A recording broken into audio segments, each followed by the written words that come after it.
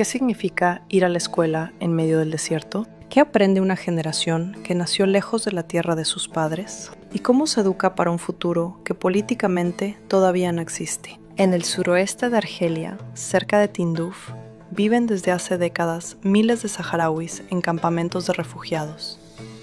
Muchos de ellos nunca han visto la tierra de la que hablan sus familias, el Sáhara Occidental. Pero para entender estas escuelas, primero hay que entender por qué existen. España decidió, en vez de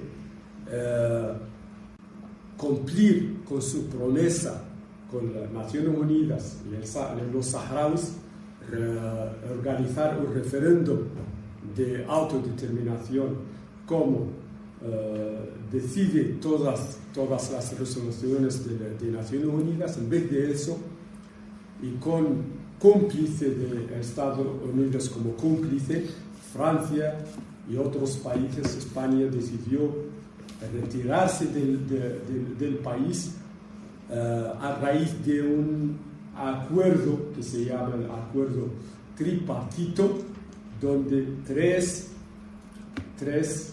partes participaron en ese acuerdo: España como la potencia administradora del territorio, Marruecos y Mauritania. Pues a raíz de eso España decidió retirarse y dejar el territorio a Marruecos y Mauritania. Después de la retirada de España en 1975, Marruecos ocupó gran parte del Sáhara Occidental. Muchas familias saharauis huyeron hacia el desierto argelino. Lo que empezó como una situación de emergencia se convirtió en una espera de casi 50 años. Pero este video no trata solo de mapas, fronteras o decisiones políticas. Trata de lo que ocurre después. ¿Qué pasa cuando el exilio deja de ser temporal? ¿Qué pasa cuando nacen niños en un lugar que sus familias siempre pensaron que sería provisional? Una de las respuestas más importantes está en la escuela. Mi nombre es Eva Unterweger. Tengo 75 años, estoy jubilada. Antes era psicóloga y también fui maestra de primaria, de educación especial y de secundaria. ¿Cómo llegó a interesarse por la cuestión de los saharauis? Y pensé, ahora voy a analizar esto con más detenimiento y ver qué puedo hacer. Entonces me topé con un proyecto austríaco con una larga tradición, un proyecto para jardines de infancia. Y me dijeron, sí, necesitamos psicólogos. Y entonces fui a los campamentos y ofrecí seminarios de psicología para maestras de jardín de infancia, y eso me cautivó. En los campamentos saharauis, la educación no es solamente una institución, es una forma de organizar la vida cotidiana. Es un espacio donde los niños aprenden a leer y escribir, pero también donde aprenden quiénes son, de dónde vienen y por qué su historia sigue siendo importante. La escuela cumple una función que va mucho más allá de las clases. En un contexto de exilio, también transmite memoria, identidad y esperanza. Así que la verdad, y debo ser sincera, han creado un sistema escolar excelente para estas circunstancias tan precarias. En cada pueblo hay una escuela secundaria, 4 o 5 escuelas primarias y de 3 a 5 jardines de infancia, que no están organizados como el nuestro, donde en el jardín de infancia, sobre todo hasta el penúltimo año, los niños simplemente juegan, porque están aprendiendo a escribir a pasos muy pequeños. Y pensé, ¡wow! Pero sí aprenden el alfabeto árabe, ¿saben? Así que el enfoque es un poco diferente. Pero enseñar en un campamento de refugiados también significa enfrentarse a muchas limitaciones. Falta de materiales, condiciones climáticas extremas, dependencia de ayuda externa y una incertidumbre permanente sobre el futuro. ¿Cómo se motiva a los niños cuando el futuro parece tan incierto? ¿Cómo se enseña estabilidad en un lugar construido a partir de la espera? Los niños desfilan por la mañana y en cada patio de la escuela hay una bandera, un mástil en el centro, y allí se iza la bandera saharaui. Y luego realizan una ceremonia de la bandera y cantan una canción por su patria. En concreto, ¿hasta qué punto se habla de historia en el sistema educativo o en la escuela? ¿De la historia de lo que les ocurrió a los saharauis en aquel entonces? ¿Se habla de ello o se suele mantener en silencio? Bueno, sin duda está presente. Se habla a través de los padres. Se habla a través de las historias, de cómo huyeron hace 50 años, ¿verdad? Bueno, no creo que se mantenga en silencio. Preguntamos, por supuesto, pero quienes hablan y cuentan sus historias lo hacen. Aunque los campamentos reciben sus materiales educativos de Argelia, donde el francés tiene un papel muy importante como segunda lengua, los estudiantes saharauis aprenden español desde los primeros años de escuela. El francés no se introduce hasta la educación secundaria. Además, en su vida cotidiana hablan hasanía, una lengua que contiene numerosas palabras de origen español, lo que facilita aún más el aprendizaje y resulte más cercano para muchos alumnos. Entonces, ¿también se enseña francés? Sí, en la escuela secundaria.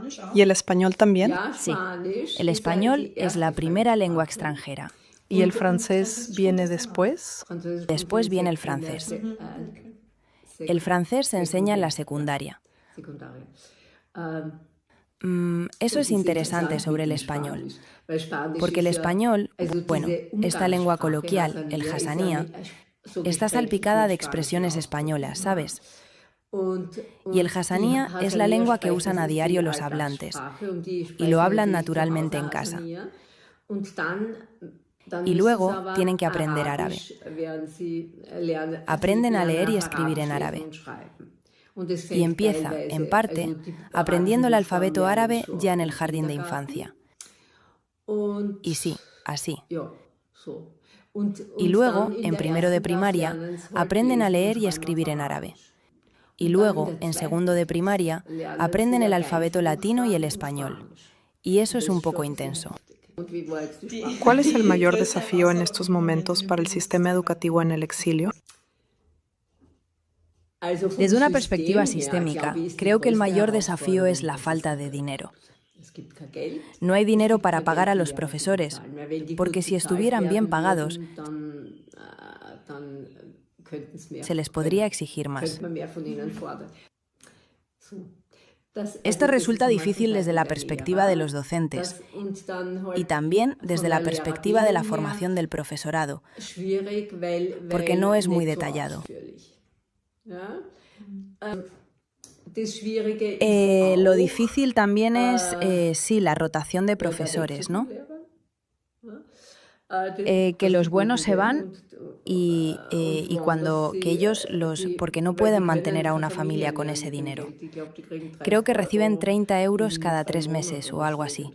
Así que es realmente increíble, realmente increíble. Todos los profesores realmente buenos acaban marchándose y buscando otro trabajo donde les paguen más, porque entonces reciben algún tipo de oferta de ONG, donde podrían traducir español o inglés, ya que saben idiomas extranjeros, y entonces se van de la escuela, ¿no? Y, por ejemplo, antes tenían clases tanto por la mañana como por la tarde. Ahora han abolido las clases de la tarde. Pero los niños, los chicos, solo corren y hacen tonterías, ¿no? Y no están ocupados y entonces... Sí, pero así son las cosas, ¿no? Así que eso es parte de ello y hay así que la situación precaria es multifactorial. Oyen hablar de la guerra, oyen la resignación de los ancianos y mucho más. Y también saben que no hay trabajo para mí como hombre en los campos, ¿no? A pesar de estas dificultades, la educación tiene un papel central en la sociedad saharaui. No solo prepara a los niños para una profesión, también mantiene viva la idea de comunidad. En muchos contextos, la escuela prepara a los niños para integrarse en un país. En los campamentos saharauis, la escuela hace algo más complejo. Prepara a los niños para un futuro que todavía está pendiente. La pregunta entonces no es solamente cómo funciona el sistema escolar. La pregunta es también, ¿qué significa aprender cuando la propia vida está marcada por el exilio? Bueno, puedo contarles lo que aprendí allí. Primero, que solo se puede sobrevivir juntos, en situaciones precarias y en el desierto, si nos ayudamos mutuamente.